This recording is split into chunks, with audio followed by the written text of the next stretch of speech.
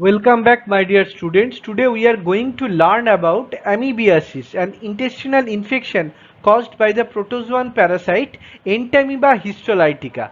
These tiny organisms spreads when we consume food or water contaminated with its cyst, often due to poor sanitation or hygiene.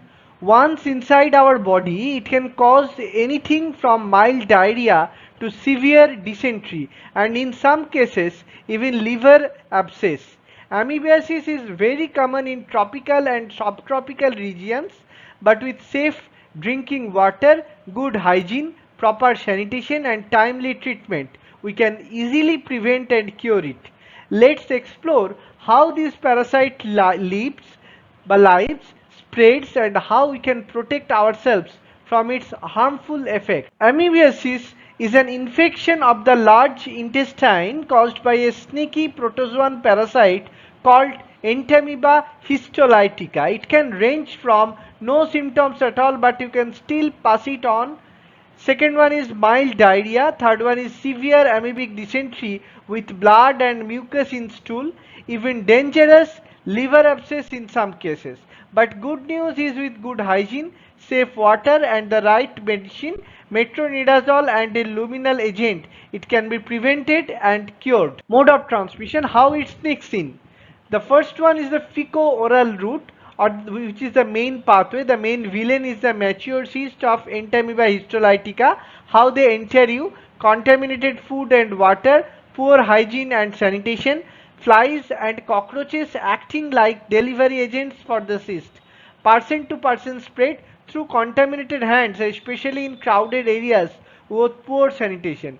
Risk factors include drinking untreated water, poor sewage disposal, living in tropical and subtropical regions. This is the image showing the life cycle of the Entamoeba histolytica within human, and this is their one of their life cycle stages within the large intestine of affected human. Pathogenesis, the parasite's game plan, life cycle inside humans.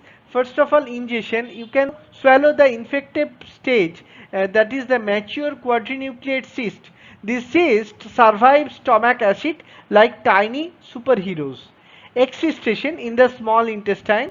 Cysts crack open and release trophozoites acting feeding forms.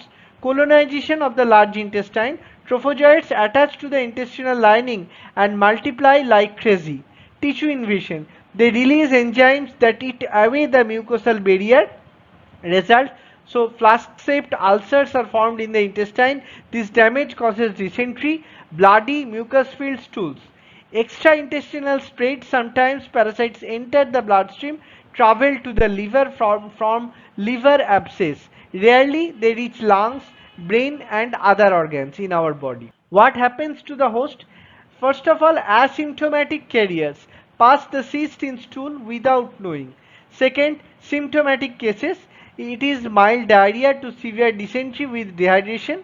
Third is the complications, perforation, peritonitis, liver abscess rupture, etc. Management, kicking the parasite out. Diagnosis, stool microscopy, trophozoites with ingested RBCs in dysentery, cysts in formed stool.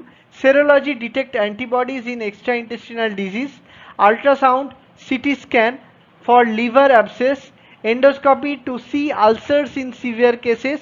Treatment goals, kill both trophozoites or tissue stage and cyst intestinal stage. Amoebic dysentery, metronidazole or tinidazole kills trophozoites, followed by a luminal amoebicide, diloxanide fluorate, paramomycin, iodoquinol to clear cyst. Liver abscess, metronidazole or tinidazole for 7 to 10 days. Drain if large or at risk of rupture.